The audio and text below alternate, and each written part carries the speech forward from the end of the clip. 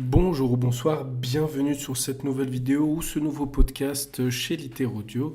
Aujourd'hui, nous continuons avec Arthur Schopenhauer. Je vous ai déjà proposé deux textes de lui et maintenant nous allons nous intéresser à l'un des plus importants du dit philosophe, l'art d'avoir toujours raison. Et avant de lire chaque stratagème que je vous diviserai en deux parties, il y en a 37 en tout, donc on va diviser ça en deux. Je vais vous proposer une introduction, parce qu'il y a tout de même une introduction à faire avant de passer au stratagème. Introductions qui sont inclus dans l'art d'avoir toujours raison. Donc c'est la dialectique éristique, la base de toute dialectique, ainsi qu'un petit fragment. Donc c'est parti. La dialectique éristique est l'art de mener un débat de manière à avoir toujours raison, donc quels qu'en soient les moyens, per face et néfaste. Il arrive en effet qu'on ait objectivement raison tout en ayant tort aux yeux de son auditoire, parfois même à ses propres yeux, et ce lorsque l'adversaire réfute la preuve que j'avance et que cette réfutation porte sur la proposition elle-même, qui pourtant admettrait d'autres preuves, auquel cas la réciproque s'applique à l'adversaire. Il a raison, et ce en ayant objectivement tort. La vérité objective d'une thèse et sa validité aux yeux des disputants et de l'auditoire sont deux choses bien distinctes. C'est sur cette dernière que porte la dialectique. À quoi cela est-il dû ? À la nature mauvaise du genre humain. Si ce n'était pas le cas, si nous étions fondamentalement honnêtes, alors tout débat partirait simplement du principe qu'il faut rechercher la vérité, sans se préoccuper de savoir si elle se conforme à l'opinion que nous avions initialement formulée ou à celle de l'autre. La question n'aurait aucune espèce d'importance, ou du moins serait tout à fait secondaire. Mais en l'occurrence, c'est primordial. Notre vanité innée, particulièrement susceptible en matière de facultés intellectuelles, n'accepte pas que notre raisonnement se révèle faux, et celui de l'adversaire recevable. Pour ce faire, chacun devrait tâcher de ne rien émettre que des jugements justes et donc de réfléchir avant de parler. Mais chez la plupart des hommes, la vanité va de pair avec un goût pour la palabre et une mauvaise foi tout aussi innée. Ils parlent sans avoir eu le temps de réfléchir et même s'ils constatent par la suite que ce qu'ils affirmaient faux et qu'ils ont tort, ils s'efforcent de laisser paraître le contraire. Leur intérêt pour la vérité, qui la plupart du temps constitue pourtant l'unique motif qui les pousse à défendre la thèse qu'ils pensent vraie, s'efface alors complètement devant les intérêts de leur vanité. Le vrai doit paraître faux et le faux vrai. Il existe toutefois une excuse à cette mauvaise foi qui nous conduit à camper sur une position qui nous paraît pourtant erronée. Souvent, nous sommes d'abord fermement convaincus de la vérité de ce que nous affirmons, mais voilà que l'argument adverse semble le faire vaciller. Et si nous renonçons alors, nous découvrons souvent après coup que nous avions bien raison. Notre preuve était erronée, mais il existait une preuve recevable pour étayer notre thèse. L'argument providentiel ne nous était pas venu à l'esprit en temps voulu. Ainsi se forme en nous la maxime selon laquelle nous continuons à débattre d'un contre-argument, combien même il nous paraîtrait juste et pertinent, croyant que sa validité n'est qu'illusoire, et qu'au début du débat, nous viendra un argument permettant de le contrer ou d'entériner notre vérité d'une façon ou d'une autre. Aussi sommes-nous sinon contraints, du moins cités à la mauvaise foi dans le débat, de telle sorte que les faiblesses de notre entendement se trouvent soutenues par la nature corruptrice de notre volonté, et vice-versa.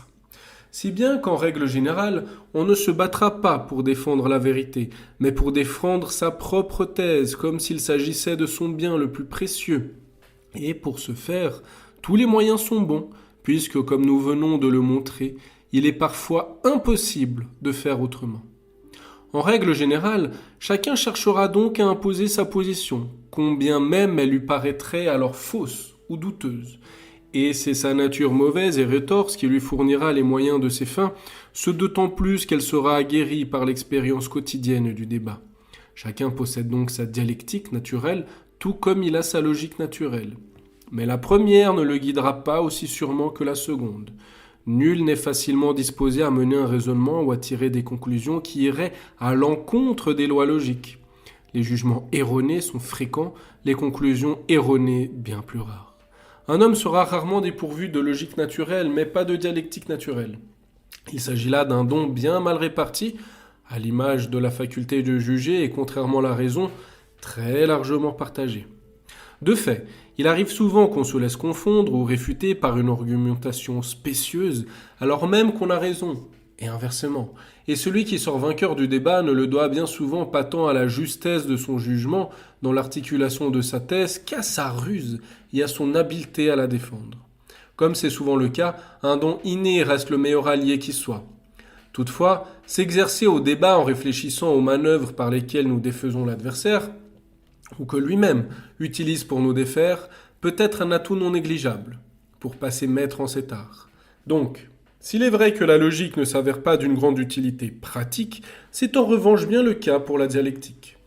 Il me semble qu'Aristote a lui aussi conçu sa logique à proprement parler, dans ses analytiques, avant tout comme fondement et préalable à sa dialectique, qui est ce qui lui importait le plus.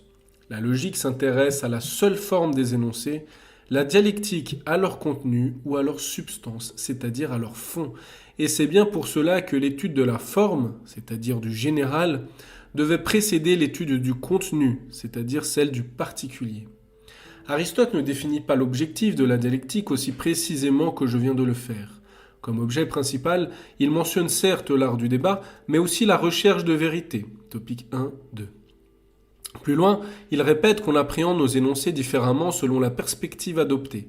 Dans une perspective philosophique, c'est en fonction de la vérité et dans une perspective dialectique, c'est en fonction de l'opinion et de l'approbation d'autrui, c'est-à-dire à des fins d'apparence. Il est vrai qu'il s'attache à distinguer entre la vérité objective d'une thèse et la façon de l'imposer ou d'obtenir l'approbation. Mais la distinction opérée n'est pas assez stricte pour assigner cette dernière finalité à la seule dialectique. Les règles qui les dictent pour obtenir l'approbation se confondent ainsi souvent avec celles permettant d'atteindre la vérité. Il me semble donc qu'il laisse la question en suspens. Dans ces topiques, Aristote a entrepris, avec l'esprit scientifique qui le caractérise, une description extrêmement méthodique et systématique de la dialectique, ce qu'il faut saluer, même si le but, de toute évidence pratique, n'a pas été réellement atteint. Après avoir, dans les analytiques, étudié les concepts, les jugements et les conclusions dans leur pure forme, il s'attaque désormais au fond, et donc aux seuls concepts, puisqu'ils sont le lieu même où loge le contenu. Les propositions et les conclusions ne sont en elles-mêmes que pure forme. Ce sont les concepts qui abritent le contenu. Sa démarche est la suivante. Dans tout débat, il y a une thèse ou un problème, qui ne diffère que dans la forme, puis des propositions censées servir à le résoudre. Tout se joue donc au niveau de l'articulation des concepts entre eux. On dénombre 4 types d'articulation. D'un concept, on cherche en effet à définir 1.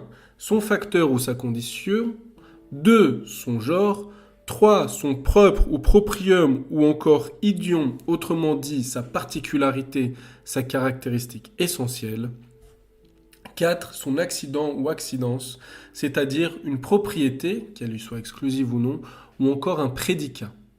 C'est à l'une de ces 4 articulations typiques qu'il faut ramener le problème d'un débat. C'est la base de toute la dialectique aristotélicienne. Dans les 8 ouvrages qu'il lui consacre, Aristote détaille toutes les relations interconceptuelles qui peuvent exister dans le cadre de ces articulations typiques et donne les règles définissant chacune d'entre elles. Il explique ainsi comment un concept doit se positionner par rapport à un autre pour en être le propre, l'accident, le genre ou la condition.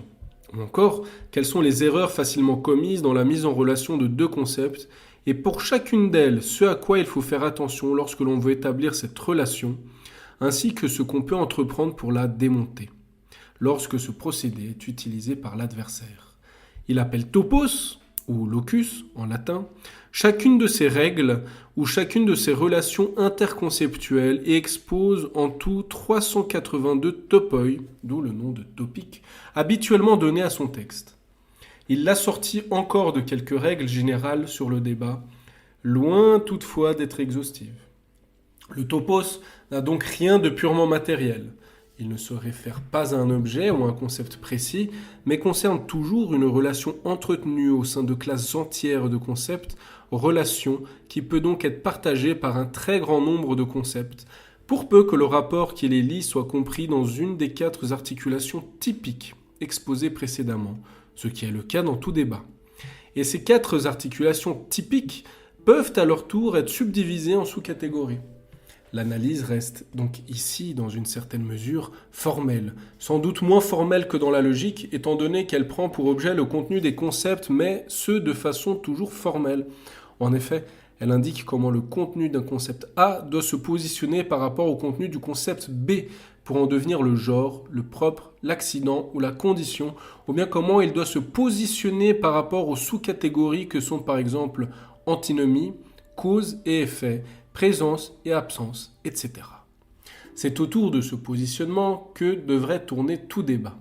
La plupart des règles indiquées par Aristote à propos de ces positionnements et qu'il nomme topoi appartiennent à la nature même des relations interconceptuelles, dont chacun est intuitivement conscient, comptant également sur son adversaire pour les suivre de lui-même, à l'image de ce qui se passe sur le terrain de la logique, et il est plus facile de suivre ces règles dans un cas donné ou de constater qu'elles sont bafouées, que de se souvenir des topoi abstraits édictés à leur sujet, ce qui limite l'intérêt pratique de la dialectique aristotélicienne.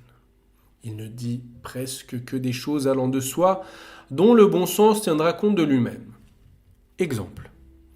Quand on attribue un genre à quelque chose, il faut aussi lui attribuer une espèce de ce genre, faute de quoi l'affirmation est erronée. Par exemple, on affirme que l'âme possède le mouvement. Dès lors, il est forcément possible de lui attribuer un mouvement particulier. Le vol, la marche, la croissance, le rétrécissement, etc. Sinon, elle ne possède alors pas le mouvement. Ce à quoi on ne peut attribuer d'espèce, on ne peut lui attribuer de genre. Voilà notre topos. Ce topos sert autant à étayer son argumentation qu'à démonter celle de l'autre. C'est le 9e topos. Et à l'inverse, s'il est impossible d'attribuer un genre, il lui sera tout autant d'attribuer une espèce. Par exemple, quelqu'un aurait mal parlé, est-il rapporté à un autre. Prouvons qu'il n'a pas parlé du tout et ce qui précède n'a jamais eu lieu. L'espèce ne pouvant exister dans le genre, dans la rubrique dédiée au propre, le topos 215 dit, en premier lieu, pour démonter l'argumentation adverse, si l'adversaire attribue à quelque chose un caractère propre, qui ne soit perceptible que par les sens, cette attribution est mal faite, car la sensation est sujette à caution dès lors qu'on quitte le domaine du sensible. Par exemple, s'il attribue au Soleil la particularité d'être l'astre le plus lumineux qui tourne autour de la Terre, cela ne vaut rien, car on ignore si, une fois couché, il continue à tourner, puisqu'il quitte le domaine du sensible. Deuxièmement, pour étayer son argumentation, est correctement établi un caractère particulier qui ne peut être connu des sens, ou s'il est connu d'eux, dont l'existence est absolument nécessaire. Par exemple, on pourra attribuer comme particularité à la surface qu'elle possède d'abord une teinte. Ceci est certes une caractéristique sensible, mais de toute évidence permanente et donc juste. Voilà qui devrait vous donner une idée de la dialectique aristotélicienne. Elle ne me semble pas avoir atteint l'objectif recherché. J'ai donc voulu m'y prendre autrement. Les topiques de Cicéron sont une pâle et insipide copie de ceux d'Aristote rédigés de mémoire. Cicéron n'a aucune notion claire de ce qu'est un topos ou de sa finalité et divague librement à partir d'éléments disparates qu'il a sortis généreusement, d'exemples juridiques. Il s'agit là d'un de ses écrits les plus médiocres. Pour fonder la dialectique en toute rigueur, il faut donc faire abstraction de la vérité objective, qui relève de la logique, en considérant la dialectique uniquement comme l'art d'avoir toujours raison, chose qui est certes d'autant plus facile qu'on a effectivement raison. Mais la dialectique, en tant que telle, a pour seule tâche d'expliquer comment se défendre contre tout type d'attaque, tout particulièrement contre les attaques malhonnêtes, et comment, en retour, attaquer les affirmations d'autrui sans se contredire, ni, plus important encore, être réfuté. Il faut marquer une franche séparation entre la recherche de la vérité objective et l'art de rendre ces propositions recevables.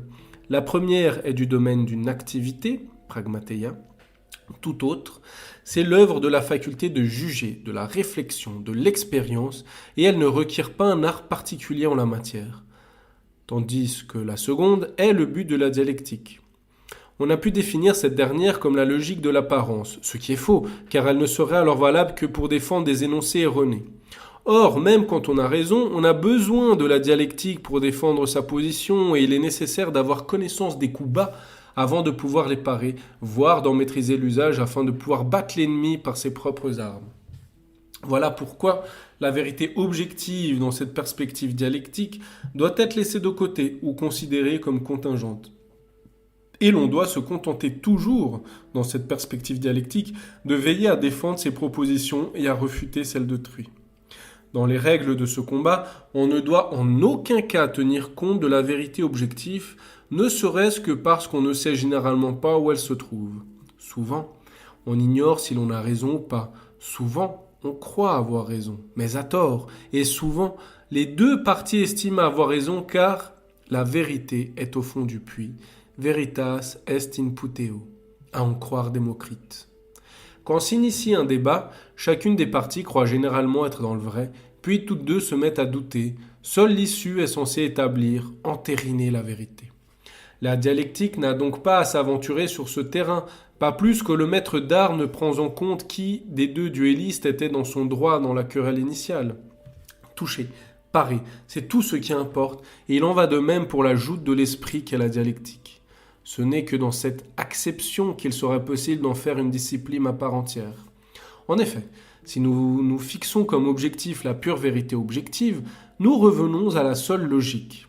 Si nous nous fixons en revanche comme objectif la démonstration de propositions erronées, nous tombons dans la sophistique pure. Et dans un cas, comme dans l'autre, encore faudrait-il supposer que nous sachions déjà ce qu'il y a objectivement vrai et objectivement faux.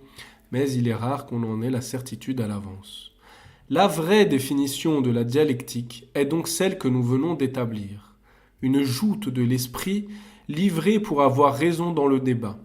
Le terme éristique serait cependant plus adéquat, et plus encore celui de dialectique éristique, dialectica eristica. Et elle a une utilité majeure. C'est à tort que la modernité l'a négligée. Ainsi donc, la dialectique au sens où nous l'entendons doit consister à passer en revue et ordonnancer de façon systématique les techniques naturellement utilisées par la plupart des hommes lorsqu'ils constatent au cours d'un débat qu'ils ne sont pas du côté de la vérité pour continuer à avoir raison malgré tout. Aussi, il serait particulièrement inapproprié de tenir compte de la vérité objective dans la science de la dialectique, puisque la dialectique innée et naturelle décrite précédemment n'en tient pas compte, visant simplement à avoir toujours raison. Par conséquent, la science de la dialectique au sens où nous l'entendons a pour principale mission d'établir la liste des stratagèmes de la mauvaise foi et de les analyser afin qu'en situation réelle de débat, on puisse les identifier instantanément et les déjouer. Voilà pourquoi la définition de la dialectique ne doit admettre comme but final que le fait d'avoir tout raison, et non la vérité objective. Je n'ai pas connaissance d'un quelconque écrit à ce sujet, bien que je n'ai pas lésiné sur les recherches. Nous avancerons donc en territoire inexploré. Pour arriver à nos fins, il faudra puiser dans l'expérience, se pencher sur le choix de tel ou tel stratagème, dans les débats récurrents, par telle ou telle partie, en ramenant du particulier au général divers stratagèmes se déclinant sous différentes formes, afin d'établir un certain nombre de stratagèmes généraux qui seraient alors exploitables tant pour remporter le débat que pour les déjouer lorsqu'ils sont utilisés par autrui. Ce qui suit en est la première tentative. On va maintenant passer à la deuxième partie, base de toute dialectique. Avant toute chose, il est nécessaire de définir ce qui se joue dans tout débat, d'en cerner le fondement. L'adversaire, ou nous-mêmes, c'est égal, a énoncé une thèse. Pour la réfuter, il y a deux modes et deux méthodes possibles. Les modes 1, ad rem, 2, ad hominem ou ex concis. Autrement dit, soit nous montrons que la thèse ne concorde pas avec la nature des choses, c'est-à-dire avec la vérité absolue et objective, ou bien qu'elle ne concorde pas avec ce que l'adversaire peut affirmer ou concéder par ailleurs, c'est-à-dire avec la vérité relative et subjective. Dans ce dernier cas, nous confondons notre adversaire de manière subjective, sans rien prouver en matière de vérité objective. Les méthodes. 1. Réfutation directe. 2. Réfutation indirecte. La réfutation directe s'attaque au fondement même de la thèse. La réfutation indirecte aux conclusions qu'on peut en tirer. La réfutation directe montre que la thèse n'est pas vraie, tandis que la réfutation indirecte montre que la thèse ne peut pas être vraie. En cas de réfutation indirecte, il existe deux manières de procéder. Soit nous montrons que les fondements du raisonnement adverse sont erronés, soit en réfutant sa proposition majeure, nego majorem, soit en réfutant sa proposition mineure, nico minorem. Soit nous les admettons, tout en montrant qu'ils ne réunissent pas les conditions de la conclusion, et nous nous en prenons alors en lieu de conséquence, c'est-à-dire à l'aspect formel de la conclusion. La réfutation indirecte emploie soit l'apagogie, soit l'instance. 1. L'apagogie ou raisonnement par l'absurde. Nous supposons la validité d'une proposition, puis nous l'articulons à une autre proposition dont la validité a été admise. Si cela aboutit à une conclusion manifestement erronée, en cela qu'elle contredit soit la nature des choses, soit les autres affirmations de l'adversaire, autrement dit en cela qu'elle est fausse ad rem ou ad hominem, Socrate dans l'Hippias majeur et autres textes, alors la proposition était fausse elle aussi, car des prémices vraies ne peuvent donner que des énoncés vrais, même si des prémices fausses ne donnent pas que des énoncés faux. 2. L'instance, ou contre-exemple. Le procédé consiste à réfuter un énoncé général en s'appuyant sur les cas particuliers qu'il englobe, mais pour lequel l'énoncé n'est pas valable. Il est, dès lors, nécessairement faux. Voilà la trame de fond, le squelette auquel tout débat peut être réduit. Parfois, le débat suit cette trame scrupuleusement, mais parfois il la contrefait et ne la suit qu'en apparence. Parfois, l'argumentation est fondée, mais parfois elle est spécieuse. Et c'est justement parce qu'il est difficile de dégager quelques certitudes de tout cela que les débats sont si longs et obstinés. Quand bien même nous y serions contraints, nous sommes dans l'incapacité de distinguer le vrai de l'apparent. Pour la simple et bonne raison que les disputants eux-mêmes n'en ont jamais la certitude à l'avance. C'est la raison pour laquelle je livre les stratagèmes suivants sans tenir compte de qui a objectivement raison ou tort. En effet, on ne peut pas en avoir soi-même la certitude. Ce n'est qu'à l'issue de débat que l'affaire sera entendue. Par ailleurs, il est nécessaire, et cela est valable pour toute discussion ou argumentation, de s'accorder sur un principe. Chacun devra émettre une opinion sur la question posée. Il n'y a pas à discuter avec quelqu'un qui discute des principes. Contra negantem principia non est disputandum. Et maintenant, nous allons parler des fragments et on arrivera au bout de cette introduction aux différents stratagèmes proposés par Schopenhauer. Vous l'aurez compris, non pas nécessairement pour trouver une vérité objective, mais pour ne pas se faire avoir dans un débat, voire pour le gagner. Fragment. 1. Chez les anciens déjà, logique et dialectique étaient employés indifféremment, bien que les termes logidestai, considérer, réfléchir, calculer, et dialegestai, converser, désignent deux choses tout à fait distinctes. Le premier, emploi du terme dialectique, également décliné sous ses formes à grec activité dialectique et homme de dialectique, remonte à Platon comme le rapport Diogène Laërce. On retrouve notamment le terme dans Phèdre, le sophiste, et dans le livre 7 de la République, où chaque fois il désigne l'usage normé de la raison, ainsi que l'habileté en ce domaine. Aristote lui donne le même sens, mais d'après Laurent Valla, il est par ailleurs le premier à employer dans cette même acception le terme logique. On recense les emplois suivants. Difficulté logique, prémisse logique, aporie logique. Le terme dialectique serait donc plus ancien que le terme logique. Cicéron et Quintilien attribuent au terme latin dialectica et logica la même signification globale. En voici une occurrence tirée des premières académiques de Cicéron. dialecticam inventam esse, veri et falsi, quasi disceptatrium.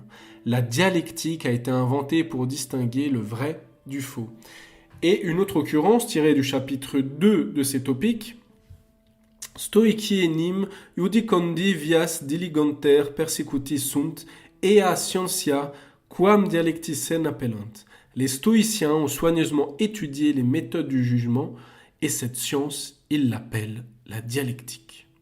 Chez Quintilien, on trouve Itaque aec pars dialecticia sive illam disputacirem dicere malimus. C'est pourquoi cette partie de la dialectique, ou, comme nous préférons l'appeler, l'art de la dispute. C'est donc le terme disputatrix qui est à ses yeux l'équivalent latin du terme repié au grec. Tout cela nous est rapporté par Pierre de la Ramée dans sa dialectique de 1569. Tandis que le Moyen-Âge, à l'époque moderne, continue à assimiler logique et dialectique, Kant et certains de ses contemporains donnent une connotation péjorative au terme dialectique qui désigne pour eux l'art de la controverse sophistique. On commence alors à lui préférer le terme logique, moins connoté. Mais à l'origine, les deux termes désignent bel et bien la même chose, et la confusion perdure dans les esprits. 2. Il est regrettable que les termes logique et dialectique aient de tout temps été employés comme synonymes et que je n'ai de ce fait pas vraiment la liberté de les distinguer comme je le souhaiterais, c'est-à-dire de définir la logique, qui vient de considérer, calculer, terme lui-même dérivé de la parole ou la raison, qui sont indissociables, comme la science des lois qui régissent la pensée, autrement dit la science des méthodes de la raison, et la dialectique, qui vient de converser. Précisons toutefois qu'une conversation a pour objet soit des faits, soit des opinions, elle est donc soit narrative, soit délibérative, comme l'art du débat. Il apparaît donc que la logique a un objet définissable a priori, autrement dit sans intervention empirique. Il s'agit des lois de la pensée et des procédés de la raison, ou du logos, suivis par cette dernière lorsqu'elle se retrouve libre de toute contrainte extérieure face à elle-même. C'est en somme ce que met en œuvre la pensée autarcique d'un être raisonnable, sans rien pour l'induire en erreur.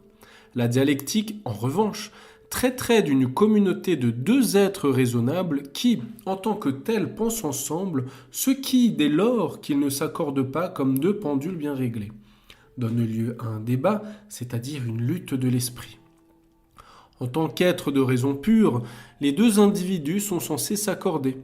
Leurs divergences sont le fruit de l'hétérogénéité naturelle des individus et constituent en cela un élément empirique. La logique, ou science de la pensée, c'est-à-dire des procédés de la raison pure, serait donc quelque chose qu'on peut élaborer purement a priori. La dialectique, en revanche, ne peut pour l'essentiel être élaborée qu'à posteriori, en s'appuyant sur les connaissances que nous fournit l'expérience à deux propos. D'une part, à propos des infléchissements subis par la pensée pure sous l'effet des individualités hétérogènes de deux êtres raisonnables qui se font face, et d'autre part, à propos des moyens utilisés par l'un et l'autre pour imposer leur pensée individuelle comme la seule qui relève de la raison pure et la seule qui soit objective. En effet, il est quelque chose d'ancré dans la nature humaine. Si A et B font œuvre de pensée commune, dialogue, autrement dit s'ils se livrent leur opinion, exclusion faite donc des formes narratives de dialogue, et que A découvre que l'opinion de B diverge de la sienne sur un même objet, il ne commencera pas par réviser sa pensée pour trouver l'erreur, mais la supposera au contraire dans la pensée adverse. En somme, l'homme veut par nature avoir toujours raison, et le résultat de ce trait de caractère est justement l'objet de la discipline que je nommerai dialectique, ou plutôt dialectique éristique pour éviter toute confusion. Dans cette optique, on peut la considérer comme la doctrine des procédés dictés à l'homme par sa volonté naturelle d'avoir toujours raison. Et bien voilà, et dans le prochain podcast, dans la prochaine vidéo, eh bien nous commencerons la lecture d'environ la moitié des stratagèmes proposés par Schopenhauer. Merci à toutes et à tous, et à bientôt. Et surtout, n'oubliez pas, lisez, lisez et lisez encore.